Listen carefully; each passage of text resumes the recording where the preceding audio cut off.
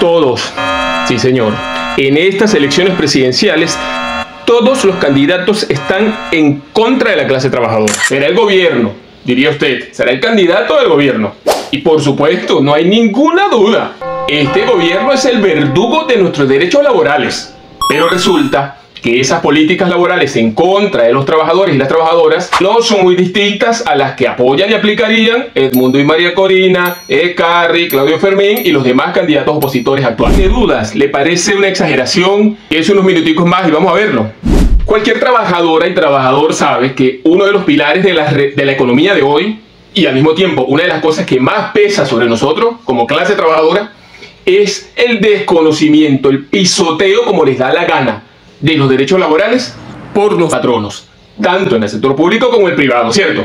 Esto ocurre porque hay una alianza, hay un pacto y un acuerdo de clase patronal por arriba entre el Estado y el capital privado en contra de la clase trabajadora y de sus derechos. Y nadie va a venir a decir que un gobierno que persigue y reprime cuando y cómo le da la gana, es que no puede, no tiene la capacidad ni el poder para hacer que el capital privado respete a los derechos laborales. Obviamente que no es eso lo que ocurre. Los empresarios patriotas que han recuperado la economía. Entonces tenemos una alianza contra los trabajadores entre el capital privado y el Estado. ¿Usted ha escuchado que alguno de los candidatos opositores, así sea por equivocación, denuncia esta alianza entre el Estado y el capital privado contra los trabajadores? Le aseguro que no lo he escuchado ni una sola vez porque no lo han dicho, aun cuando se los han preguntado directamente y de frente. Otra última pregunta, candidato Antonio Carri. ¿Qué mensaje le envía usted a los trabajadores privados, ya que ellos prácticamente están viviendo porque les pagan aparte un bono en dólares, pero esas personas de las empresas privadas perdieron sus prestaciones sociales por completo, su beneficio, que maría con ellos,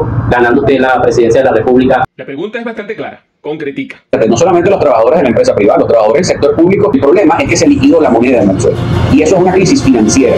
Y esa crisis financiera dio paso al incumplimiento de toda la legislación laboral venezolana, que yo lo que quiero es revisar a fondo y actualizarla desde el punto de vista del siglo XXI, toda esa legislación. Por la rama, por la tangente, habría que denunciar, es decir, sí, me parece mal que haya una alianza entre el capital privado y el Estado para violentar las leyes laborales y para pisotear los derechos de los trabajadores, y eso no debe ocurrir. No puede ser que las ganancias del capital privado se sostengan sobre condiciones de superexplotación de la clase trabajadora. Se han visto cosas peores. Veamos lo que dice Claudio Fermín después del último engaño del gobierno del no aumento del salario. Pregunto, ¿y por qué el presidente Maduro no hizo un aumento de salario? ¿Por qué tuvo que limitarse o resignarse, si es que cabe el verbo resignar en este caso, bueno, hacer un aumento, un ajuste de un bono, $1 diario en ese bono, que hacer eso simplemente, Michelle, porque no hay dinero? Porque no hay dinero. Es un propagandista del gobierno.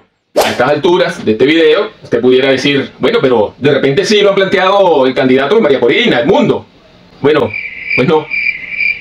Tampoco, obviamente, que este candidato no va a denunciar, por favor, no va a denunciar la alianza patronal entre el Estado y el capital privado contra los trabajadores. Un sector político que es totalmente proempresarial, que considera, usted lo sabe, María Corina considera que la sociedad de clase, que el capitalismo es una maravilla y que más bien a los empresarios tienen que darle todas las libertades del mundo para hacer lo que les dé la gana con los derechos de los trabajadores y de los consumidores. ¿Cree usted que si este gobierno, que se la pasa hablando de la boca para afuera de una supuesta revolución socialista, que no existe, ni existió tampoco nunca con Chávez, por cierto? Y entonces además amenazan que si no nos aprueban esto y aquello, vamos a parar la fábrica. Ah, bueno, eso es sabotaje. Eso es sabotaje. Eso es sabotaje, compadre. Ahí estaban los del metro de Caracas hace poco, que iban a parar el metro. Les mandé a decir, si paran el metro, yo militarizo el metro.